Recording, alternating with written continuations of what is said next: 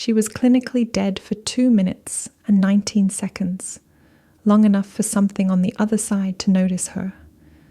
Dragged back to life, she finds her world now crowded with the restless dead, dripping shadows in the shower, a child running beside the bus at 40 miles per hour, coworkers who died months ago whispering in the fluorescents.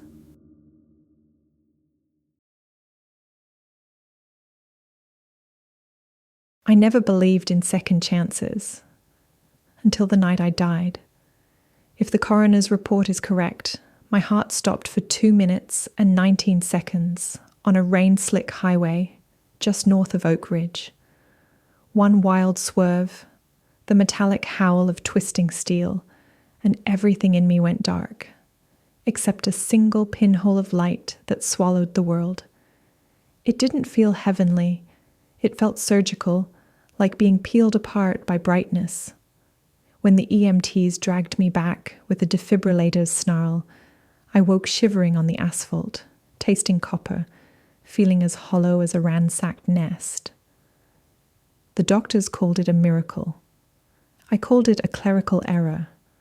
Recovery was supposed to be straight lines and checklists, physical therapy, memory games, a therapist twice a week.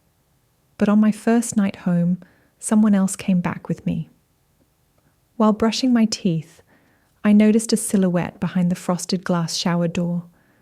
A small woman with her head bowed, water pooling at her feet though the taps were dry. I spun around, empty. Steam ghosted the mirror, and in the film it spelled S-T-A-Y, in dribbling letters, backwards, as if scrawled from the other side. I didn't sleep. I listened to the house exhale, boards creaking, pipes ticking, the refrigerator's lungs rattling. I was sure it was just concussion aftershock until the whispers began. At 3:33 a.m., a single voice rose from the hall, no louder than a moth's wing beat. You see us now. Days blurred. In the refrigerated hush of the grocery store, a man wearing 1950s bowling shoes strolled behind me, his neck twisted as though wrenched by unseen hands. He grinned when I made eye contact, exposing shattered molars, and dissolved into the cereal aisle like smoke sucked through a vent.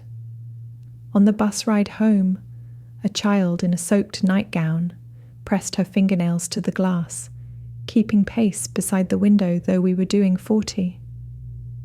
Every apparition shared a single trait: the eyes, black as burnt sugar, and an awareness that I was aware.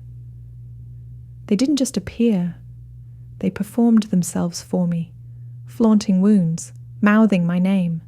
Friends urged meditation and melatonin. The therapist suggested PTSD hallucinations. Yet hallucinations don't leave damp footprints across a hardwood floor or fold origami cranes from yesterday's mail. I kept those cranes. They smelled of pond water and formaldehyde. Sleep became a currency I couldn't afford. I took night shifts at the call center, hoping fluorescent lights would bleach the phantoms away. Instead, they multiplied. An old coworker, Leslie, dead 6 months from leukemia, wandered the cubicles with her IV stand dragging behind her. She recited account numbers under her breath. When I screamed, no one heard. They just stared at me, the living ones, with polite horror, while the dead smiled wider. Leslie followed me into the restroom. You see us, she said, throat raw. So hear us. Hear what? Their stories. Carry them or join them. On the mirror, a dozen handprints bloomed like roses, each one swirling down the glass, leaving rivulets of blood that never touched the marble countertop. I left my resignation letter taped to the stall door, written in a hand that barely looked like mine, each letter crooked, keening. Housebound, I catalogued the spirits. I named them to stay sane. Glass shower woman, bus window girl, bowling shoes man, corridor twins, fire escape soldier. My notebooks filled with sketches of fractures and exit wounds, timestamps and locations of their appearances, scraps of whispered confessions. I drowned, burned, never found. The more I wrote, the more showed up, thronging the corners of every room. They started overlapping with my reflection. While making soup, I felt a second pair of arms guiding mine, forcing my fingers toward the stove burner. Skin blistered before I yanked away.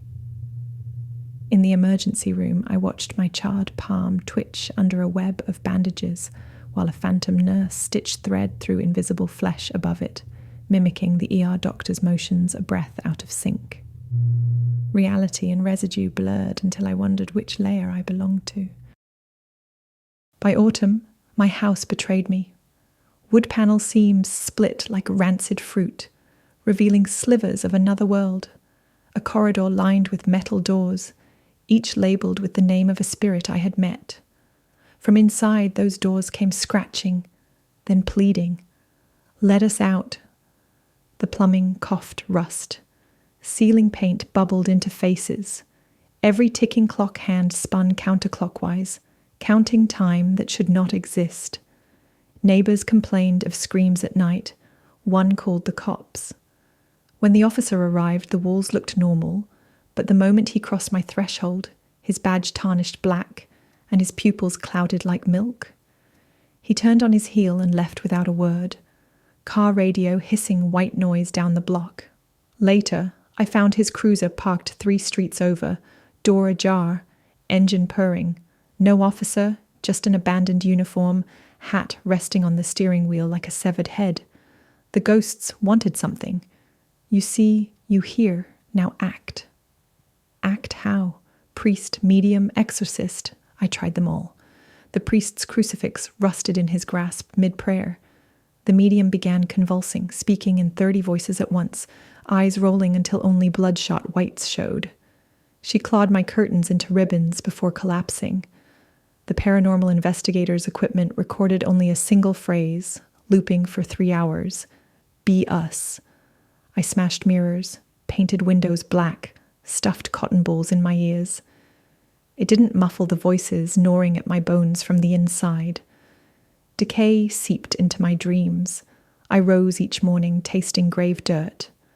My therapist diagnosed psychosis, prescribed pills. I swallowed them all and watched the room ripple, ghosts wading through chemical haze unfazed. They plucked the bottle from my lax hand, set it upright, and whispered, "Placebo." One December evening, I discovered a staircase spiraling down from my bedroom closet where no staircase had ever been. From below pulsed a draught that smelled of lilies laid on fresh graves. The steps were slick, carved from something that looked like bone, yet felt like wet marble under my bare feet. Shadows pooled in each tread like oil. "Come," they chanted. I descended until the door above shrank to a coffin-shaped slit. The staircase ended at a mirror, my own bathroom mirror, impossibly relocated, its surface black and water-streaked. Behind the glass stood every spirit I'd encountered, ranked like soldiers, staring out with vacancy so extreme it felt predatory. My reflection hovered among them, eyes sunken, hair matted, skin the colour of ash. The mirror issued a single ripple, and a crack shot across it like lightning. Another, a third. The reflection of me began tapping the glass from the other side, smiling with lips unnaturally wide, as though she'd just remembered the punchline to an ancient joke. I fled up the stairs into a hallway that was not my own, peeling wallpaper, gaslight sconces, wet footprints carpeting the runner. Doors slammed behind me. The bowling shoes man unhinged his jaw and vomited gutter water at my feet. The bus window girl clutched my arm, flesh cold as raw fish, and whispered, "Trade places." My chest tightened. I could hear my pulse drumming inside my skull, counting down. In the living room, the walls breathed, literally flexed like lungs, ribs of timber showing. They chanted, story for story, life for life. I understood then. Seeing was not enough. They wanted to be remembered, and remembrance required payment. Either I carry every dead voice inside me forever, devoured from within, or I join their number and let them wear me as a doorway into the world. I could feel the first fissures in my sanity, hairline cracking wider, thought splintered into echo chambers. My voice when I spoke did not align with my jaw. I was fracturing, pixel by pixel.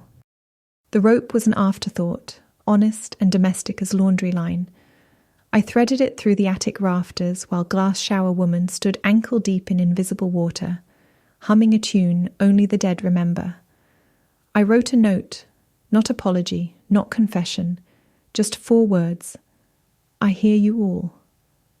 As I slipped the noose around my neck, the apparitions leaned closer, hungry for the instant my pulse ceased. I wondered if death would make them weightless, or if I would simply tumble into their gravity well, another planet in their cold orbit. I kicked the stool. The snap was brief, pain briefer. In the hush that followed, I hovered between heartbeats. I felt the ghosts, not around me but through me, passing like wind through chimes. One by one their whispers faded, as though my death sated them, appeased some impossible calculus. And then, nothing. No voices, no footsteps, no shadows.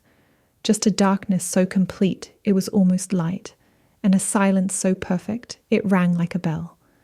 In that void I finally understood the bargain. To grant the dead peace, the living must surrender theirs. I was the toll, and the road beyond me stretched forever.